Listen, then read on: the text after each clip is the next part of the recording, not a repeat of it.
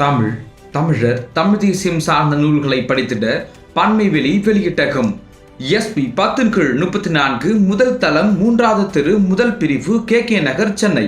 தொடர்புக்கு 9840848594 மேலும் 9443918095. அறிவை விரிவு செய்வோம்.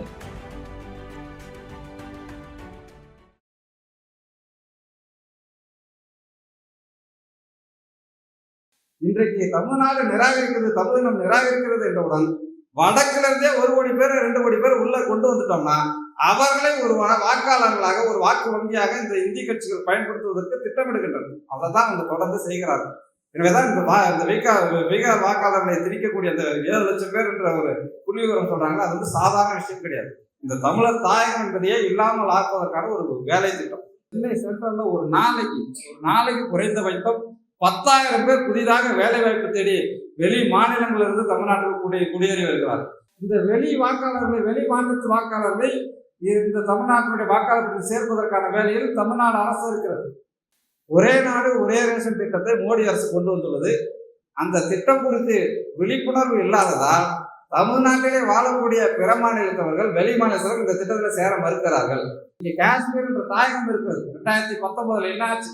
காஷ்மீர் என்ற தாயகத்தை நம் கண் முன்னாலேயே 3ஆக உடைத்தார்கள். 3ஆ போயிடுச்சு. இன்னைக்கு ஒன்றும் கிடையாது. காஷ்மீர் என்பது ஒரு தேசம், காஷ்மீர்களுக்கான ஒரு தேசம்.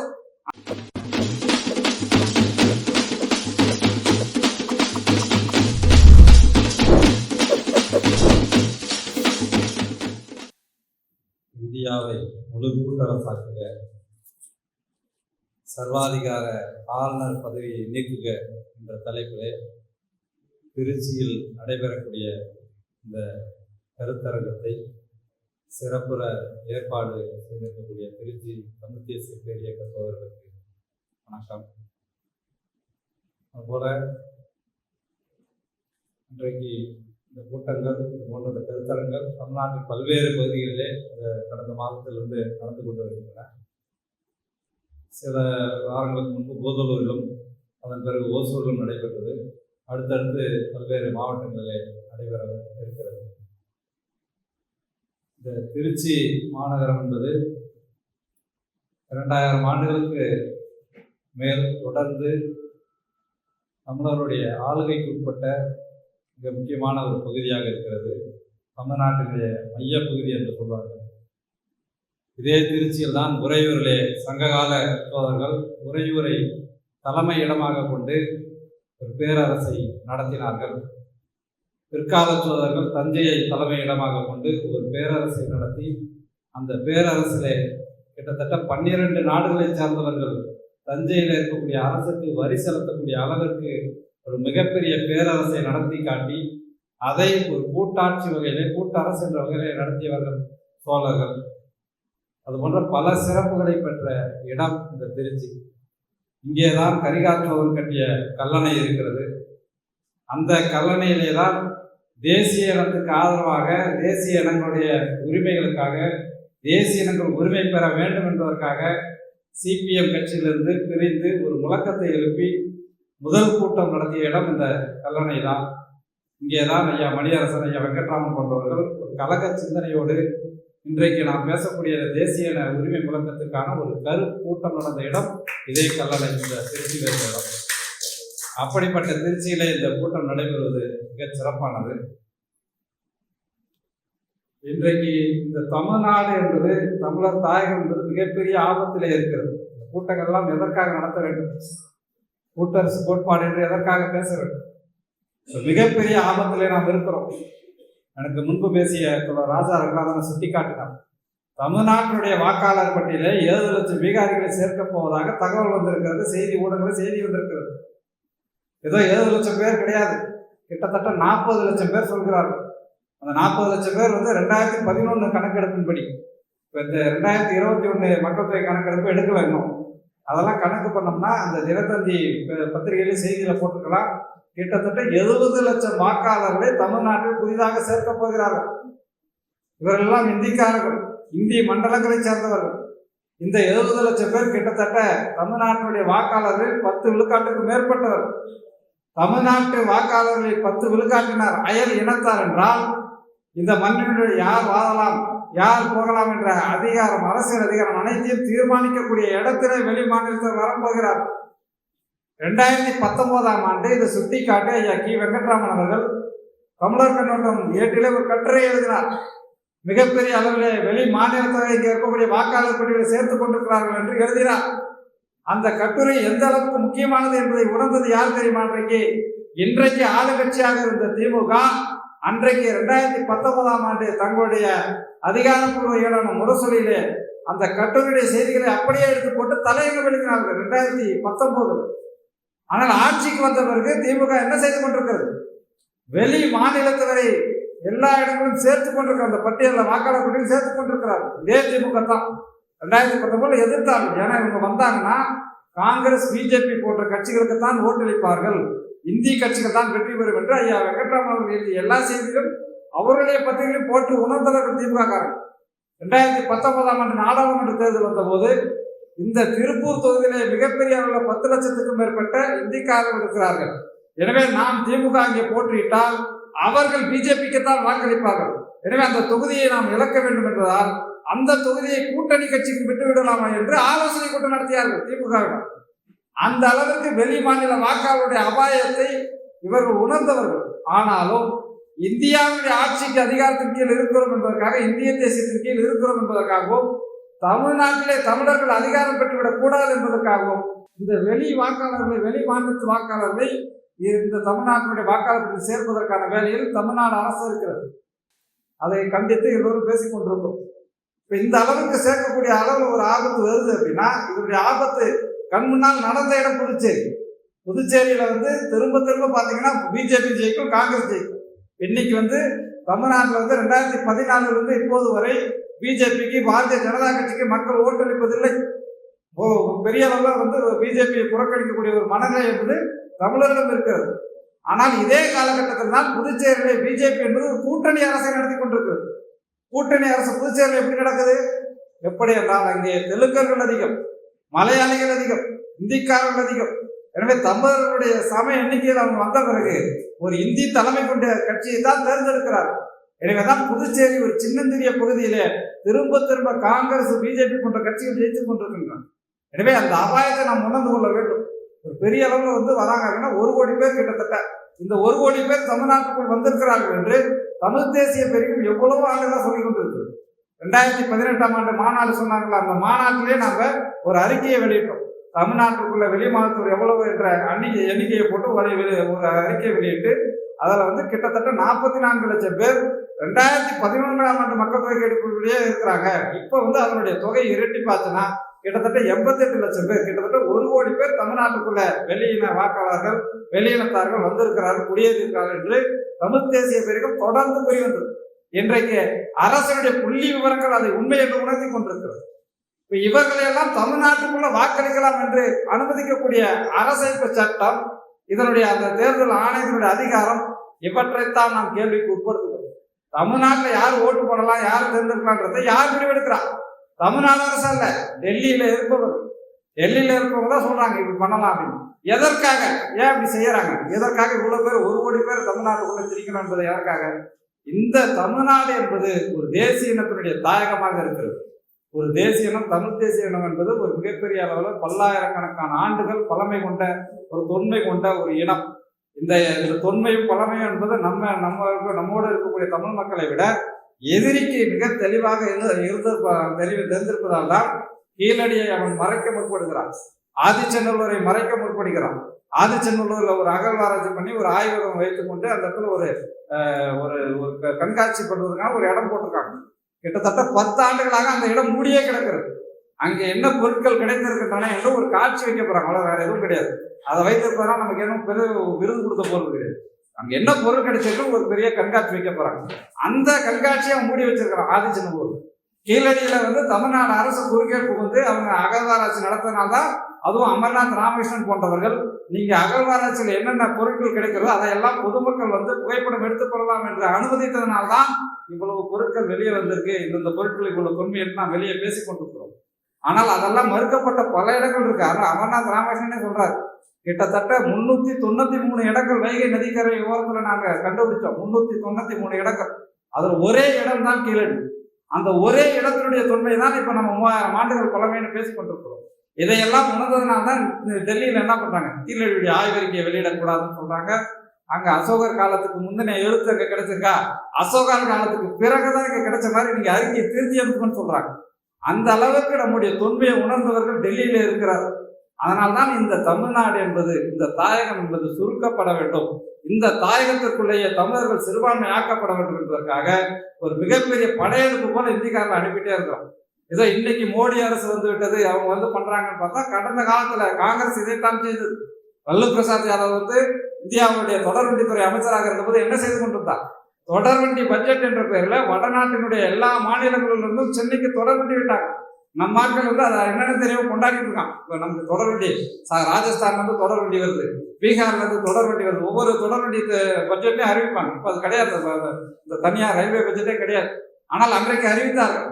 ஆனால் அதன் வழியாக இன்னைக்கு என்ன நடந்து கொண்டிருக்கிறது, சென்னை சென்ட்ரல்ல ஒரு நாளைக்கு குறைந்தபட்சம் 10,000 பேர் புதிதாக வேலை வாய்ப்பு தேடி வெளி மாநிலங்களிலிருந்து தமிழ்நாட்டுக்கு குடியேறி வருகிறார்கள். மிகப்பெரிய அளவில் வேலை வாய்ப்பு, தொழில் வணிகம் என்பதெல்லாம் போய் இன்றைக்கு பாதுகாப்பு மிகப்பெரிய அளவில் கேள்விக்குட்பட்டு வருது. ஏன்னா பல இடங்களில் என்னென்ன குற்றங்கள் நடக்குது, என்னென்ன முறைகள் நடக்குது கண்டுபிடிக்கவே முடியல. அண்மையில் எல்லோருக்கும் தெரியும், திருவள்ளூர்ல ஒரு பள்ளி சிறுமியை ஒரு வட மாநிலத்தவன் ஒரு அந்த இதில் அந்த சிசிடிவி கேமரா பார்க்கலாம், இங்கே அவன் தூக்கிட்டு போய் அந்த பொண்ணை பாலியல் வன்புணர்வு உட்படுத்திட்டு கடாசிட்டு போயிடுறான். அவனை கண்டுபிடிப்பதற்கு 10 நாட்கள் ஆச்சு தமிழ்நாட்டு காவல்துறைக்கு. ஏன், அவன் எப்படி வந்தான், எங்கே வேலை பார்க்கறான், எதுக்கு வந்தான், எந்த பதிவும் கிடையாது. அப்படி ஒரு பெரிய அளவில் ஒரு வேட்டை காடு போல தமிழ்நாடு இருப்பதனால்தான் ஏதோ இந்த ஊர்ல திருவள்ளூர்ல ஒரு சம்பவம் இல்லை, நேற்று ஒரே நாளில் மட்டும் 3 சம்பவங்கள் தமிழ்நாடு முழுக்க. திருப்பூர்ல ஒரு இடத்துல வேலைக்கு இந்த வெளிமாநிலத்தவர்கள் ஒரு LKG படிக்கக்கூடிய சிறுமியிடம் போய் பாலியல் சீர்ப்பு நடத்திருக்கிறோம். அது போல இன்னொரு ஊர்ல இந்த மாதிரி பல இடங்கள் நடந்துட்டு இருக்கு. ஏதோ இந்த ஊடகங்கள்லாம் இன்னைக்கு இருக்கிறதுனால, இந்த இன்ஸ்டாகிராம் போன்ற இந்த சமூக வலைதளங்கள்லாம் இருப்பதனால அந்த செய்தியை வெளியே வரும்போது நமக்கு பதவிப்பா இருக்குது. ஆனால் நாள்தோறும் தமிழ்நாட்டில் இது போன்ற நிகழ்வுகள் நடந்து கொண்டே இருக்கிறது. ஒரு பாதுகாப்பு என்பது கேள்விக்குறியாக்கப்பட்டது. ஏன்னா இந்த வடவர்களுக்கு அவர்களுடைய சொந்த மண்ணில் இதெல்லாம் செஞ்சிட முடியாது. அவங்களுக்கு குறைந்தபட்சம் அந்த சிறுமி கத்தும் போது ஒரு குரல் வருங்களே, அண்ணா விட்டுருங்கன்னு, அந்த அண்ணா விட்டுருங்கன்னு சொல்ற வார்த்தை கூட அவங்களுக்கு புரியாது. அந்த அளவிற்கு மிகப்பெரிய அளவில் தமிழ்நாடு, தமிழ் இனம் பாதிப்பை சந்தித்துக் கொண்டிருக்கிறது. இவர்களையெல்லாம் தமிழ்நாட்டுக்குள்ளேயே நிரந்தரப்படுத்தக்கூடிய வேலையை தான் இந்த திமுக, அதிமுக கட்சிகள் செய்து கொண்டிருக்கிறார்கள். ஏனென்றால் தமிழர் தாயகமாக இங்கே இந்த தமிழ்நாடு இருப்பது என்பது டெல்லிக்காரர்களுக்கு மட்டும் பிரச்சனை இல்லை, திமுக, அதிமுக போன்ற திராவிட கட்சிகளுக்கும் இது பிரச்சனை. இன்னும் இங்க தமிழர் தமிழ்நாடுன்னு பேசிட்டு இருக்காங்க. இந்த திராவிடம்னு பேசணும்னு சொல்லிட்டு தான் இந்த திராவிட மாடல்னு வச்சுட்டு இருக்காங்க. திராவிட மாடல் அரசுடைய என்ன வேலை, தமிழ்நாட்டினுடைய தமிழ் இலக்கியங்களை எல்லாம் இவங்க என்னன்னு பண்ண பார்த்தாங்க 2 ஆண்டுகளுக்கு முன்பு. தமிழ் இலக்கியங்களை, தமிழ் களஞ்சியங்களை திராவிட களஞ்சியம் என்று மாற்ற பாட்டார்கள். திமுக அரசு திராவிட மாடல் அரசு தான் செஞ்சாங்க. அந்த அளவுக்கு தமிழ் மீதும் தமிழர் மீதும் வெறுப்பு கொண்டு ஒரு ஆட்சி நடந்து கொண்டிருக்கு. எனவே அதை டெல்லிக்காரர் பயன்படுத்திக்கிட்டு இவங்க எல்லாரையும் தமிழ்நாட்டுக்குள்ள நிலைப்படுத்துவதற்கான ஒரு வேலையை செய்கிறார்கள். இதெல்லாம் இந்திய அரசமைப்பு சட்டத்தின் வழியாக நடக்கிறது. ஏதோ ஒரு திட்டம்னு மட்டும், இந்திய அரசமைப்பு சட்டம் இதை செய்ய சொல்கிறது. ஏனென்றால் எல்லா இடங்களிலும் மாநிலம் இருக்கிறது யார் உருவாக்குறா, இந்திய அரசமைப்பு சட்டத்தின் வழியாக உருவாக்குறோம். அதை எப்படி வேணாலும் மாத்தலாம்னு சொல்றாங்க. இன்னைக்கு காஷ்மீர் என்ற தாயகம் இருக்கிறது. 2019 என்ன ஆச்சு, காஷ்மீர் என்ற தாயகத்தை நம் கண் முன்னாலேயே 3ஆக உடைத்தார்கள். 3ஆ போயிடுச்சு, இன்னைக்கு ஒன்றும் கிடையாது. காஷ்மீர் என்பது ஒரு தேசம், காஷ்மீர்களுக்கான ஒரு தேசம்.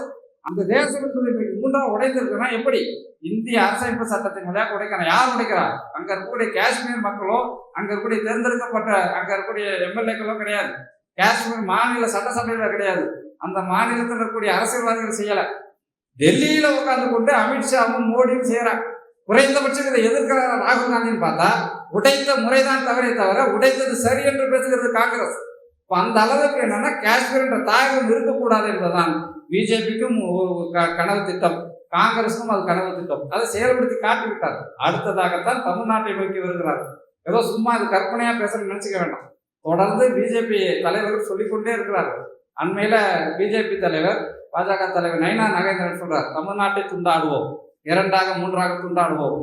இந்து முன்னணி மாநாடு நடத்துறான்னு பாக்குறோம், வேற ஏதாவது மாநாடு நடத்துறான். அவனுடைய லெட்டர் பேடை நீங்க எடுத்து பாத்தீங்கன்னா வட தமிழ்நாடு, தென் தமிழ்நாடு 10-15 வருஷமா போட்டுக்கிட்டு இருக்கான். வட தமிழ்நாடு, தென் தமிழ்நாடு, அது இல்லாம கொங்கு நாடுன்னு போட்டிருக்கான். இப்ப நடத்திட்டு இருக்கான், அவனுடைய நிகழ்ச்சிகள்ல போடுறாங்க. அப்ப அவங்க சிந்தனையிலேயே என்னன்னா, இந்த தமிழ்நாடு என்பது ஒன்றாக இருக்கக்கூடாது என்ற சிந்தனை டெல்லியில இருக்கிறவங்களுக்கு வலுவா இருக்குது. காங்கிரஸ் பிஜேபி போன்ற கட்சிகள் இருந்தாலும் சரி, ஆரியத்துவ சிந்தனையில் ஊறி போயிருக்கவங்களும் சரி. ஏன்னா தமிழர் தமிழ்நாடு என்பது ஒரு தேசிய ஓர்மையை குறிக்கும். அந்த தேசிய ஊர்மையோடு தமிழர்கள் திரண்டு விட்டால் நம்மைத்தான் அவர்கள் எதிர்ப்பார்கள் என்று அவர்கள் கருதுகிறார்கள். ஏனென்றால் 1000 ஆண்டுகளுக்கு முன்பு ஆரிய படை கடந்த பாண்டிய நெடுஞ்செழியனுடைய தலைமையின் கீழே நாம போராடி இருக்கிறோம். இதே தமிழ்நாடு தான் போராடி இருக்கிறது. ஆரிய படை கடந்த பாண்டிய நெடுஞ்செழியனுக்கு ஏன் அப்படியாக ஒரு பெயர்? ஆரிய படையை விரட்டி அடித்தான். ஏன் ஆரிய படையை விரட்டி அடிக்க வேண்டும்? அந்த காலத்திலிருந்தே நம்முடைய சிந்தனையில, நம்முடைய வாழ்வியலை இயல்பாக ஊறி போன சிந்தனை தான் அந்த வடவர் எதிர்க்கிறது. இன்னைக்கு பாத்தீங்கன்னா தமிழ்நாட்டில் நம்ம வீடுகளில் பார்த்தோம்னா வடக்கில் தலை வச்சு படுக்காத நாங்கள் வீட்டில் படுத்தோம்னா. ஏன்னா அந்த அளவுக்கு வடவர் எதிர்ப்பு சிந்தனை நம்ம மரபுலேயே இருக்கு. இப்போ கோயில்களில் பார்க்குறோம் அப்படின்னா நம்முடைய குலதெய்வங்கள், நம்முடைய கருப்புசாமியா இருக்கட்டும், மாரியம்மனா இருக்கட்டும், எல்லோரும் வடக்கை பார்த்து ஆயுதங்களோடு நிற்பார்கள். அதெல்லாம் நமக்கு குறியீடா சொல்லக்கூடியது. வடக்குல இருந்து நமக்கு ஆபத்து வரும், நான் உங்களை காத்து நிற்பேன் என்று நம்முடைய குலசாமிகள் சொல்லிக் கொண்டிருக்கிறார். அந்த அளவுக்கு ஒரு வடவர் எதிர்ப்பு சிந்தனை என்பது நம்முடைய தமிழ் மரபுல ஊறி போயிருக்கிறது. அந்த வடவர் எதிர்ப்பு சிந்தனையில தான் நாம நிக்கிறோம். அதை அவர்களும் புரிந்து கொண்டிருக்கிறார்கள். எனவேதான் காங்கிரஸ் என்ற பெயர்ல, பிஜேபி என்ற பெயர்ல யார் வந்தாலும் தமிழ்நாடு, தமிழ் இனம் நிராகரித்து வந்திருக்கிறது. இன்றைக்கு தமிழ்நாடு நிராகரிக்கிறது, தமிழ் இனம் நிராகரிக்கிறது என்றவுடன் வடக்குல இருந்தே 1 கோடி பேர் 2 கோடி பேர் உள்ள கொண்டு வந்துட்டோம்னா அவர்களை ஒரு வாக்காளர்களாக, ஒரு வாக்கு வங்கியாக இந்த இந்திய கட்சிகள் பயன்படுத்துவதற்கு திட்டமிடுகின்றனர். அதை தான் அவங்க தொடர்ந்து செய்கிறார்கள்.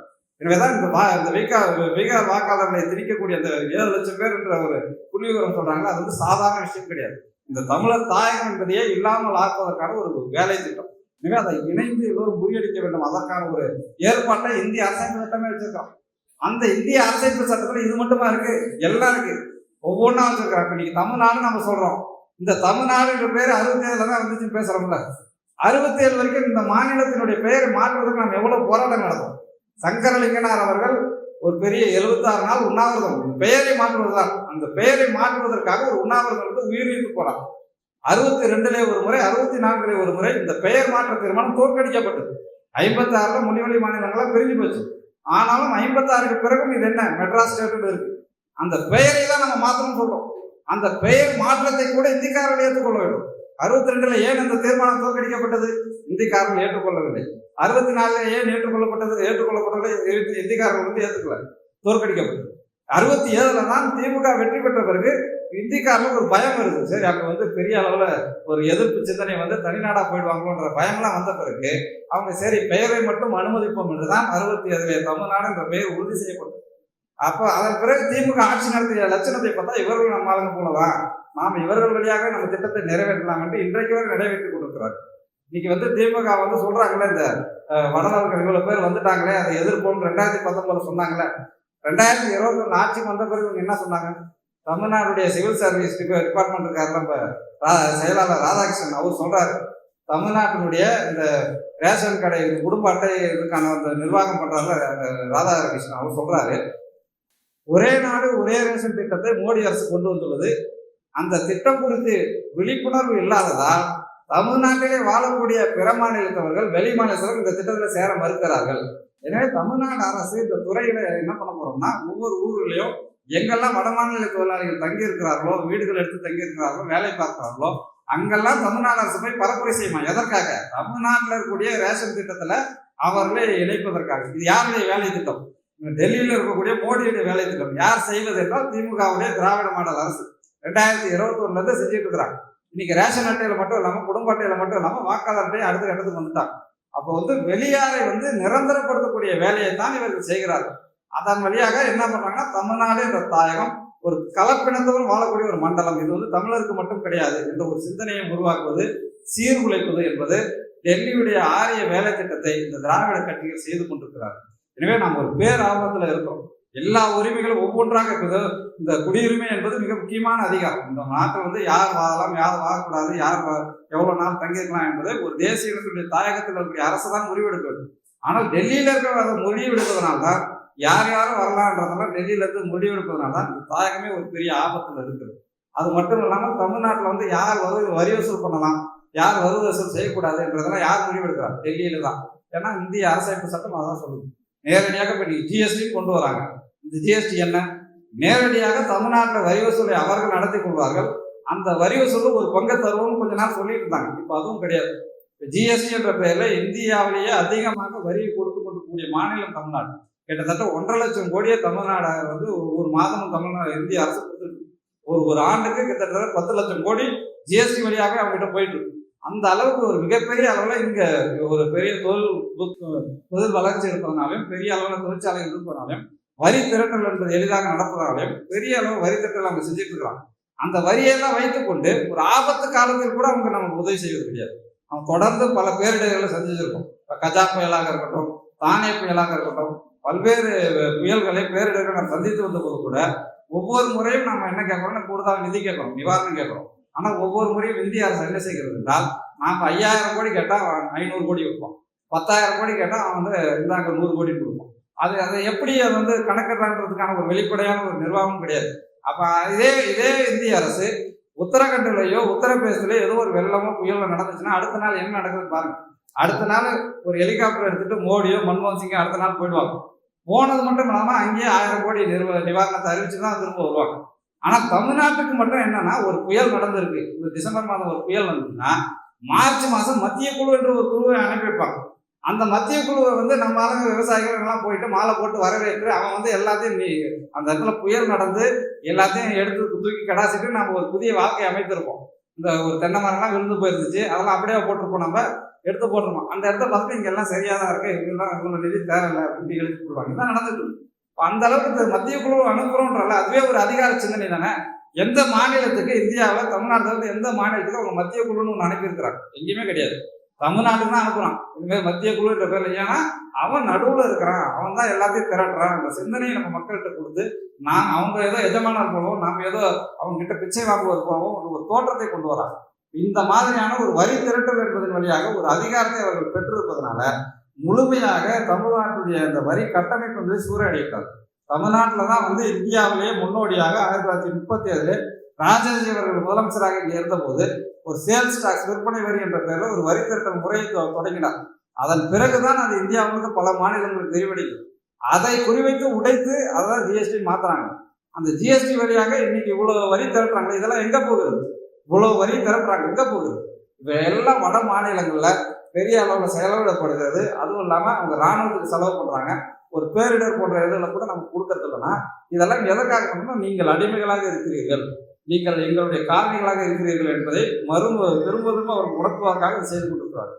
எனவே இது வந்து ஒரு வரி திரட்டல் என்பது ஒரு எஜமானர் பாணியில் அவங்க செய்யறாங்க என்பது நாம் ஒரு காரணியாக நடத்தப்படுகிறோம் என்பதற்கான ஒரு குறி. அடுத்த ஆளுநர் பதவின்னு ஒன்று வச்சிருக்காங்க. இந்த ஆளுநர் பதவி யார் உருவாக்குறது? வெள்ளைக்கார காலத்துல அங்க இருக்கக்கூடிய அதிகாரிகள் கவர்னர் என்ற பேர்ல ஒரு வெள்ளை பிரிட்டன்ல இருந்து அனுப்பி வைக்கிறவர்களை வைத்து ஒரு மேற்பார்வையிடுவதற்கான ஒரு ஏற்பாடை செய்யறாங்க. இதெல்லாம் வந்து 1930களே வச்சுட்டாங்க. இப்ப இந்த முறையை அப்படியே வைத்துக் கொண்டிருப்பதான் இந்திய அரசு சட்டம் சொல்லுது. இந்த வெள்ளைக்காரன் பதில் இன்னைக்கு ஒரு இந்தியக்காரனோ இல்லை வந்து ஆந்திரால இருந்து ஒரு ஆளோ இல்லை மகாராஷ்டிரால இருந்து ஒரு ஆளோ கொண்டு வந்து போட்டுட்டு இது வந்து மேற்பார்வையிடுது. ஏன்னா இந்திய அரசமைப்பு சட்டம் சொல்லுகிறது இவங்கெல்லாம் வந்து ஆட்சி, அதாவது இந்த ஆளுநர் சிந்தனை ஏன் வருகிறது? இந்த தமிழர்களுக்கு ஆட்சி நிர்வாகம்லாம் செய்ய தெரியாது, இவர்கள் ஏதாவது செய்யறாங்கன்னா அதை மேற்பார்வையிட்டு அதில் வந்து கையெழுத்து போட்டு உறுதி செய்யக்கூடிய இடத்துல அவங்க இருக்கணும். இதுதான் இந்த ஆளுநருடைய அந்த பதவியுடைய வெளிப்பாடு. இதைத்தான் அவங்க செய்யறாங்க. இப்போ வந்து வெளியிலிருந்து ஒரு இனம் வந்து நம்ம ஆள்வதற்கான ஒரு பெரிய தோற்றத்துக்கு தான் இந்த ஆளுநர் பதவி என்பது கொடுத்துருக்கு. அதை அப்படியே வைத்திருக்காங்க இந்திய அரசமைப்பு சட்டம். இதே திமுக அரசு அவங்க ராஜமன்னார் குழுலாம் போட்டு இந்த ஆளுநர் பதவி கூடாது என்றுதான் பேசுனாங்க, 70களில் பேசுனாங்க. ஆனால் இன்றைக்கு கூட ஆளுநர் பதவி கூடாது என்று திமுகவோ இந்த இந்தியா கூட்டணி பேசுவது கிடையாது. ஆளுநராக இருக்கக்கூடிய RSS ரவிக்கு பதில் வேற ஒருத்தர் போடணும்னு தான் பேசிக்கிட்டு இருக்கிறாங்க. ஆளுநர் பதவியே கூடாது என்று திமுக பேச மறுக்கிறது. அந்த அளவுக்கு தான் இன்னைக்கு இருக்காங்க திராவிட கட்சிகள். இந்த அதிகார பேர்கள்லாம் இப்படி நடந்துட்டு இருக்கும்போது இவர்கள் எந்த திசையில் இருக்காங்கன்னு பாருங்க. அதுபோல நீட் என்ற வகையில நம்முடைய கல்வி கட்டமைப்புல சிதைக்கிறாங்க. நீட் என்பது என்ன? டெல்லியில ஒரு தேர்வை நடத்தி தமிழ்நாட்டினுடைய மருத்துவ கட்டமைப்புகளை வடநாட்டவர்களுக்கு வெளியிடத்தாருக்கு தாரையாக இருக்கும், நேரடியாக கொடுக்குறாங்க. நம்ம தமிழ்நாட்டில் எல்லா மாவட்டங்கள்லையும் தனித்தனியாக ஒரு மருத்துவக் கல்லூரி இருக்குது. அந்த மருத்துவக் கல்லூரி கட்டமைப்பை யாருக்கு கொடுக்கணும்? டெல்லிக்காரர்களுக்கு கொடுக்கணும், வட மாநிலத்தவர் கொடுக்கணும். ஏன்னா அந்த ஊரில் உருவாக்க முடியலை. எனவே அதை தாரையாக இருப்பதற்கான ஒரு ஏற்பாட்டை தான் நீட் என்ற பேரில் செய்கிறான். இதை தமிழ்நாடு அரசு புரிந்து கொண்டு ஒரு எதிர்ப்புறம் என்ற பேரில் சொல்றாங்க தவிர, ஆனால் இந்த கட்டமைப்புகளை நமக்கே உறுதி செய்வதற்கான ஏற்பாட்டை முன்னாலே செஞ்சிருக்கலாம். இப்போ ஆந்திராவில் இன்றைக்கு வரை இன்னைக்கு நீட் செயலில் இருக்கக்கூடிய இந்த நிமிடம் கூட ஆந்திராவுடைய அந்த மருத்துவ கல்லூரி கட்டமைப்புகளை 85 விழுக்காடு ஆந்திரா மாநிலத்தை மாணவர்கள் தான் படிக்க முடியும் இன்றைக்கு கூட. இந்த நீட்னு வந்த பிறகு கூட. ஏன்னா 76லயே ஆந்திர அரசு போராடி தங்களுடைய மருத்துவ கட்டமைப்புகளை அவனுக்கும் உறுதி செஞ்சிருக்கான். எல்லா மாநிலங்களும் பல மாநிலங்களுக்கு செஞ்சிருக்கிறாங்க. ஆனா இந்த தமிழ்நாட்டில் அப்படி கிடையாது. அது போல இந்த வேலை உறுதி சட்டம்னு இருக்குல்ல, எல்லா மாநிலங்களும் அந்தந்த மாநிலத்திற்கு வேலை கொடுக்குற சட்டம் எல்லா மாநிலங்களையும் இருக்கு. ஆனா தமிழ்நாட்டில் அது கிடையாது. இந்தியாவில் எல்லா மாநிலங்களையும் இருந்தும் தமிழ்நாட்டில் அது கிடையாது. ஆனா இவங்க சொல்லிட்டு இருக்காங்க இந்தியாவுக்கு நாங்கள் தான் முன்னோடி என்று சொல்லிக் கொண்டிருக்கிறாங்க. அந்த அளவுக்கு நம்முடைய உரிமைகள் என்பது ஒவ்வொன்றாக ஒவ்வொரு வகையில பொறி போயிட்டு இருக்கு. இப்ப இன்னைக்கு தமிழ்நாடு முழுக்க என்ன நடந்துட்டு இருக்கு அப்படின்னா, ஒவ்வொரு ஊர்ல இருந்து அகதிகளை போல நம்ம சென்னைக்கு போயிட்டு இருக்கிறோம், கோயம்புத்தூருக்கு போயிட்டு இருக்கோம், திருப்பூருக்கு போயிட்டு இருக்கோம். ஏனென்றால் உள்ளூர்ல நம்மளால வேலை பார்க்க முடியல, தொழில் நடத்த முடியல, வணிகம் நடத்த முடியல. பெரிய அளவில் உலகம் முழுக்க வணிகம் செய்த தமிழர்கள் உள்ளூர்ல இன்னைக்கு வணிகம் செய்ய முடியவில்லை. ஏனென்றால் இந்த தொழில் வணிக அதிகாரம் என்பது நம்மிடம் கிடையாது. இதற்கு எல்லாத்துக்குமான அந்த ஜிஎஸ்டி வாங்கக்கூடிய லைசன்ஸ் அவங்ககிட்ட இருக்கு. இந்த உரிமங்களை வழங்கக்கூடிய இடத்துல அவன் இருக்கிறான். கனிம வளங்களை எல்லாம் எடுக்கிறாங்க அப்படின்னா அந்த கனிம வளங்களை எல்லாம் நேரடியாக டெல்லியிலேருந்து ஏலம் விடுறோம். இப்போ அரிட்டாப்பட்டியில டங்ஸ்டன் மினரல் கிடைக்குது, இந்த ஒரு கனிம வளம் கிடைக்குதுன்னு டெல்லியில ஏலம் விடுறோம். இப்போ நெய்வேலி நிலக்கரி இருக்கு, பழுப்பு நிலக்கரி இருக்குன்னா அதை விட்டு யார் லாபம் சம்பாதிக்கிறதுனா டெல்லியில. அது போல சேலத்துல இரும்பு இருக்கிறதுனா அது யாருக்கு போகிறது? டெல்லியில. அது போல தமிழ்நாட்டில் எங்கேயாவது ஒரு இடத்துல தங்கம் கிடைத்தது என்றால் யாருக்கு சொந்தம்? டெல்லிக்கு. இப்படி எல்லா வகையிலையும் நம்முடைய கனிம வளங்களை எல்லாம் வித்துட்டு இருக்கிறான். எல்லாம் இதுக்கு நாள் பிரிட்டன்காரங்க வெள்ளக்காரங்க இருக்கிறார்கள், இன்றைக்கு டெல்லிக்காரங்க விட்டு கொண்டிருக்கிறார்கள். எனவே நாம் மிகப்பெரிய அளவில் ஒரு காலனியாக இருக்கிறோம். இந்த காலனி அடிமைத்தனத்தை இன்றைக்கும் தொடரக்கூடிய ஏற்பாட்டை தான் இந்திய அரசமைப்பு சட்டம் செய்து கொண்டிருக்கிறது. எனவேதான் நாங்கள் தமிழ் தேசிய பேரியக்கம் இந்த அரசமைப்பு சட்டம் முழுவதுமாக நீக்கப்பட்டு ஒரு புதிய அரசமைப்பு சட்டம் வேண்டும் என்ற ஒரு முழக்கத்தோடு தான் இந்தியாவை முழு கூட்டரசாக மாற்றுக என்ற ஒரு தீர்மானத்தோடு கடந்த மே 10ஆம் தேதி இந்த மாநாட்டை நடத்தினோம். அந்த மாநாட்டுடைய தீர்மானங்கள் ஒவ்வொன்றும் இந்த புத்தகங்கள் இந்த இந்தியாவை முழு கூட்டரசாக என்ற இந்த புத்தகத்துல இந்த மாநாட்டுடைய தீர்மானங்கள், அதுல முகாமையான பேச்சாளருடைய உரைகள் எல்லாமே இங்க இருக்கு. இந்த புத்தகத்தை அனைவரும் வாங்கி படிக்க வேண்டும். இந்த மாநாட்டு தீர்மானங்களை உணர்ந்து கொண்டு இதுல என்னென்ன கூறுகள் சொல்லியிருக்கிறாங்க, இப்போ இதற்கான முன்னேற்பாடுகள், இதற்கான முன் உதாரணங்கள் வெளிநாடுகளில் பல இடங்கள்ல இருக்கு. இப்போ இன்னைக்கு நாம ஒரு கூட்டரசுன்னு சொல்றோம் அப்படின்னா கற்பனையாக சொல்வதல்ல. பல நாடுகள் இன்றைக்கும் கூட்டரசாக செயல்பட்டு கொண்டிருக்கு. இப்போ சுவிட்சர்லாந்துல கூட்டரசு செயல்படுகிறது, கனடாவில் கூட்டரசு செயல்படுகிறது. இப்போ கனடாவில் இருக்கக்கூடிய சுவிட்சர்லாந்தில் இருக்கக்கூடிய கூட்டரசுலாம் எப்படி செயல்படுறதுன்னு பார்த்தோம்னா, அங்க இருக்கக்கூடிய மாகாணங்கள்னா அந்த இருக்கக்கூடிய அந்த ஒரு தேசியமா இருக்கு அப்படின்னா அவர்கள் தான் வரி திரட்டுவார்கள். அந்த வரியை திரட்டி விட்டு அந்த வரியில ஒரு பகுதியை தான் அவங்க அங்க இருக்கக்கூடிய ஒன்றிய அரசுக்கு, இந்திய அரசு, அந்த நடுவர் அரசு கொடுப்பாங்க. இப்போ கனடாவில் இருக்கிறாங்க அப்படின்னா அந்த மாகாணத்துல தான் அவங்க வரி திரட்டல் நடத்துவாங்க. அது போல சுவிட்சர்லாந்து இருக்கு. அது போல அமெரிக்காவில் கிட்டத்தட்ட இந்த 48 மாகாணங்கள் இருக்குன்னா 48 மாகாணங்களும் அவரவர் பகுதியில் அவங்க தான் வரி திரட்டுவாங்க. எந்த பொருளுக்கு என்ன வரி என்பதை அந்த மாகாணம் தான் முடிவு செய்யும். அவர்களால் முடிவு செய்து ஒரு வரி திரட்டலை நடத்திவிட்ட பிறகு இப்போ அமெரிக்கா அதிபர் ட்ரம்ப் இருக்காரு, அவர் போய் அந்த மாகாண செனட்ல போய் பேசுவார். நாங்கள் இந்த ஊர்ல இந்த போரை நடத்த போறோம், எங்களுக்கு கூடுதலான செலவு இருக்கிறது, எனவே எங்களுக்கு கூடுதலாக காசு கொடுங்கன்னு சொல்லிட்டு ஒவ்வொரு மாகாணத்திலும் போய் அவங்க கேட்பாங்க. கேட்ட பிறகு அந்த மாகாணத்துல எல்லாரும் பேசி சரி உங்களுக்கு இவ்வளவு நிதி ஒதுக்கணும், இதை தாண்டி இன்னொரு நிதி கொஞ்சம் கொடுக்குறோம்னு சொல்லிட்டு அந்த மாகாணம் முடிவு செய்யும். என்ன வரி திரட்டலாம், யாருக்கு எவ்வளவு கொடுக்கலான்னு அந்த மாகாணம், அதாவது அந்த மாகாணம் அந்த தேசிய முடிவு செய்யும். இப்போ அமெரிக்காலாம் பார்த்தா ஒரே தேசிய ஆங்கிலேயர்கள் இருக்கிறதுனால சொல்றோம். இன்னைக்கு இந்தியாவில் அப்படி இருக்கணும். எல்லா தேசியங்களும் அவர்களுக்கான ஒரு தாயகம் ஒரு இறையாண்மையோடு உறுதி செய்யப்பட்டு அந்த தேசிய தாயகம் தான் வரி திரட்டக்கூடிய அதிகாரத்தை பெற்றிருக்க வேண்டும். எல்லா வரியும் நாம் திரட்ட வேண்டும். திரட்டி விட்டு அந்த தொகையில நாம வேணும்னா ஒரு பகுதியை ஒரு நடுவண் அரசுக்கு கொடுக்கலாம். அந்த நடுவண் அரசுடைய அதிகாரங்கள் என்னென்ன அப்படின்னு நம்ம வரையறுக்கிறோம்.